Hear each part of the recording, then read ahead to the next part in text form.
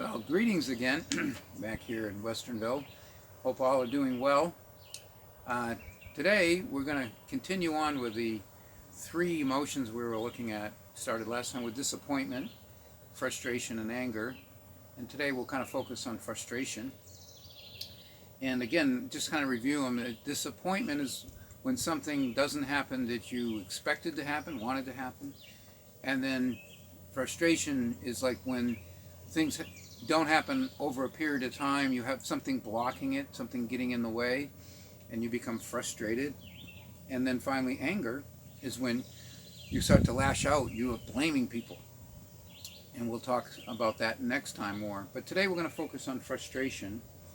And right now, I think we're all feeling some level of frustration with what's been happening with the coronavirus.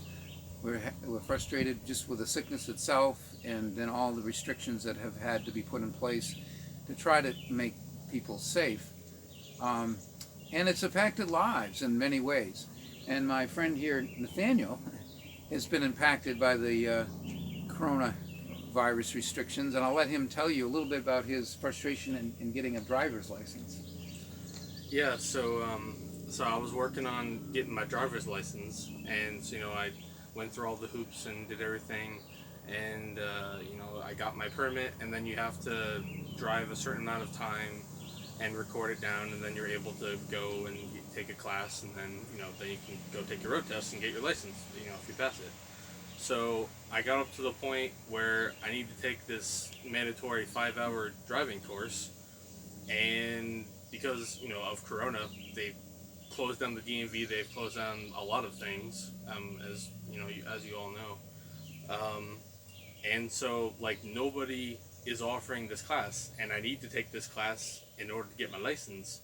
So it's just really frustrating because it's like, and no one knows anything. Like no one's saying anything about anything, and like not even giving an answer. So it's really frustrating. Like because I would like to get my license so I can when I get a job I can drive to work.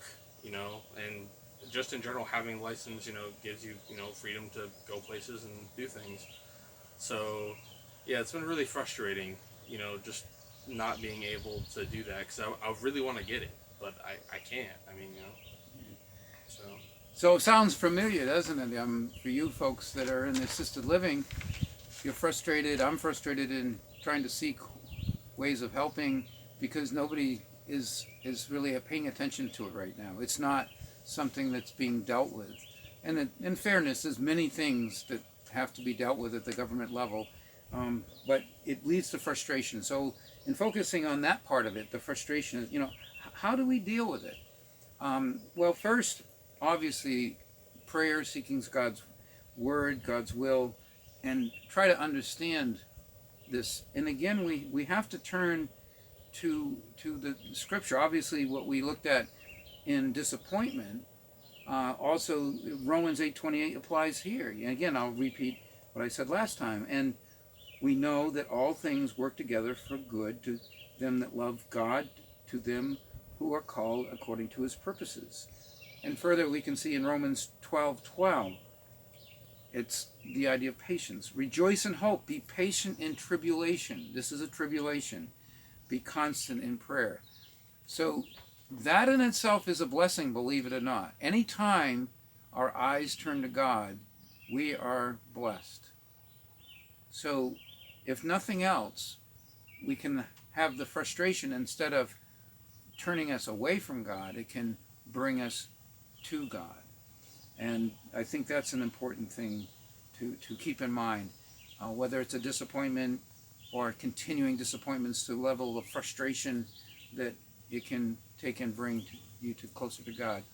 And also, in terms of the times of being frustrated, don't give up. I mean, I will still write my letters to Governor Cuomo saying, not nasty letters, but thoughtful letters of how things maybe could change. You never know what will happen with those. If you write him in good faith in the Lord, he can open doors for you that you don't know what he can do or will do. But that's up to him.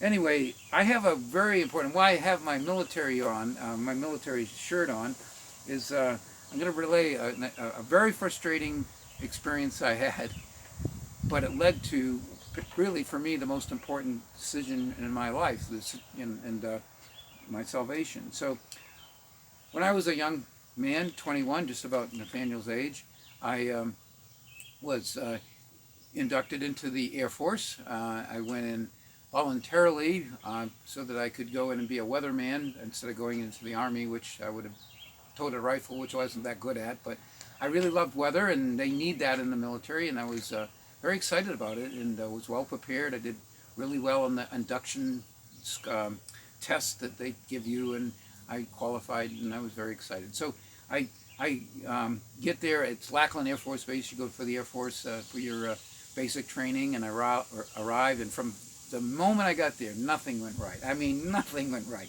I mean, nothing goes right for most everybody, but for me, nothing went right. I mean, they call him TI for training instructor. He was on my case and gonna, had me in his office, gonna kick me out, all this stuff. I can't tell you how bad I feel. And then that was only and after day one, and then on the third day, something happened that really just almost put me over the edge. And you got to understand, you're sleep deprived. They're not letting you get much sleep. And part that's intention. They keep you so tired you can't fight back. You just do what you're told. And so this day we had a fire drill, and we were inside the barracks, and we we were supposed to. At the time, we were cleaning out our lockers, and we had what we call a security box that had to be locked at all times. And so I was making it all spick and span, but I had my security box unlocked, and the fire drill went off. And you were taught from the very beginning, if you hear a fire drill, immediately out the door. So my instinct was, get up and go out. And I left the door unlocked. So I went about 3 steps. I turned around and said, I'm going to lock the door. But the printing instructor was right behind me, and he said, you get out. And let it go. So obviously I know I was going to be in trouble. I came back, and yes, like I had committed a very serious crime in leaving the security box open. And so the penalty was that basically I wasn't going to get sleep for 3 days. So they put you on a guard duty, that you guarded the barracks. You made sure that nobody would steal one of their recruits. But that's kind of a joke. But you had this big steel door and a little window that you would have to guard, and anybody came up to it, you made sure they had the right passwords to get in and all that. So they made you, so they wouldn't get in trouble, they give you 1 hour sleep and 1 hour off, and you only got 6 hours to begin with, so that would give you 3 hours of sleep, but you know that you don't just immediately fall asleep, right? So I did that. By the third day, I'm seeing things I don't even, I really, it's a blank, and I couldn't remember a thing. So I do my first guard duty. I think it starts at 11 o'clock, and then I actually got on my knees, and I turned my life over to the Lord. I just begged for Him for forgiveness, I needed Him, and that was the main thing. Lord, I need you. I need you. I can remember just saying, I cannot do this without you, and I really wanted to be a good Air Force, a good airman, and I really wanted to do right, and so I left it at that. I know that I kind of, felt relieved afterwards, but really didn't expect what was going to happen. So the fellow relieved me, that give me the hour's sleep, and then there'll be another person come on, and then so I would be up, in another hour I would have to go and do the duty again, the guard duty. So I fall asleep immediately, and then all of a sudden I wake up, and we were woken at 5:30 to get going, and it was 5:30, and I said, oh no. I thought, derelict of duty, I'm going to go to, the brig for this. And I hear this clomp, clomp, clomp come down, and it's TI, and I said, oh no, he's gonna get me, because I didn't do my dorm yard duty. And if anybody took it for you, they were to be punished. But anyway, he comes and he looks at me and he goes, Van Now, you're a good troop.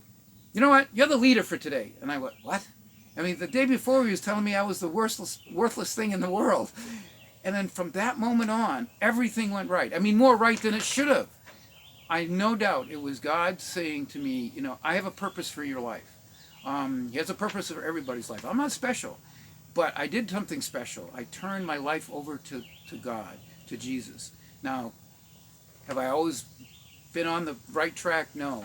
But from that point on, I can say I was always concerned. And then when I got off track, he got me back on track. I kept my eyes more on him, not always, and when I didn't, something would happen to bring me back. But look at that. I mean, talk about frustration. It was really, it's frustrating now. This is certainly a level of frustration because it affects so many people. But personally, it was probably the hardest thing when I was in there because I was all alone and it was just not going well and it looked like, a very bad thing. I mean, I didn't know how I was going to support my family. This was also my job. So, it was very scary. But God got me through it. And so, again, as we always, look at what is the most important thing, our relationship with God. And first you have to have one, right? And that was my beginning. So something that looked so bad to begin with became the best thing that ever happened in my life. And I look at it, what if I had gone in, and there was no reason I should have been doing so poorly, right? I do believe it was really God getting my attention. He was arranging things somehow, so he was going to get my attention. What if I had just gone on my merry way? I trust God. He had a plan for me, but I just am grateful that he did it that way. So just think of that always, that when things aren't going right, that there's a plan that God has, and we have to look for that plan. So as we go through this frustration with the corona, just remember, God has a plan for this too. Don't think we're abandoned. He's there. He's in charge, and turn to him. So God bless you all, and until next time.